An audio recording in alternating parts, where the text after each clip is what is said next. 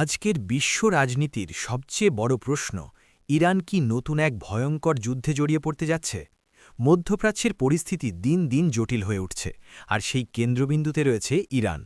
বর্তমান সময়ে ইরানের রাজনৈতিক, সামরিক এবং আন্তর্জাতিক সম্পর্ক এমন এক অবস্থায় দাঁড়িয়েছে যেখানে সামান্য একটি ঘটনা পুরো অঞ্চলে বড় সংঘাত তৈরি করতে পারে। ইরান দীর্ঘদিন ধরেই যুক্তরাষ্ট্র এবং ইসরায়েলের সঙ্গে উত্তেজনাপূর্ণ সম্পর্ক বজায় রেখে চলেছে। পারমাণবিক কর্মসূচি, অর্থনৈতিক নিষেধাজ্ঞা এবং আঞ্চলিক প্রভাব বিস্তার এসব বিষয় নিয়ে বিরোধ এখনও তীব্র। সাম্প্রতিক সময়ে ইসরায়েল ও ইরানের মধ্যে সরাসরি এবং পরোক্ষ হামলার ঘটনা আন্তর্জাতিক অঙ্গনে নতুন করে আলোড়ন সৃষ্টি করেছে। বিভিন্ন সূত্রে জানা যাচ্ছে সীমান্ত এলাকায় সামরিক প্রস্তুতি বাড়ানো হয়েছে এবং ড্রোন ও ক্ষেপণাস্ত্র কার্যক্রমও বেড়েছে।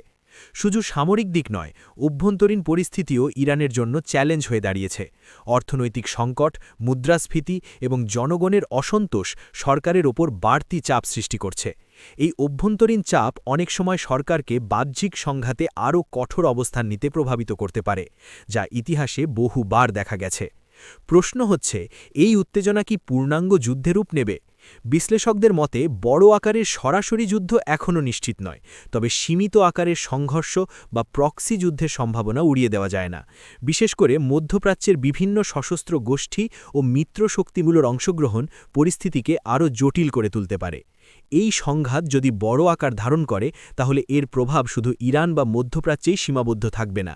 তেলের দাম বৃদ্ধি, বৈশ্বিক অর্থনৈতিক অস্থিরতা এবং আন্তর্জাতিক নিরাপত্তা ঝুঁকি সবকিছুই একসাথে প্রভাবিত হতে পারে।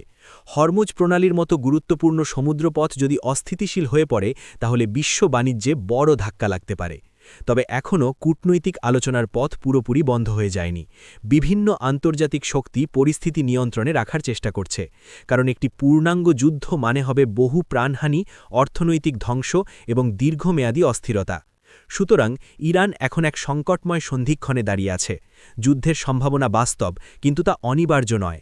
আগামী কয়েক মাসের কূটনৈতিক সিদ্ধান্ত, সামরিক পদক্ষেপ এবং আন্তর্জাতিক চাপ এসবই নির্ধারণ করবে ভবিষ্যৎ কোন দিকে যাবে। আপনার কি মনে হয়, ইরান কি সত্যি যুদ্ধে জড়াবে, নাকি কূটনীতি শেষ পর্যন্ত পরিস্থিতি শান্ত করবে? আপনার মতামত জানাতে ভুলবেন না।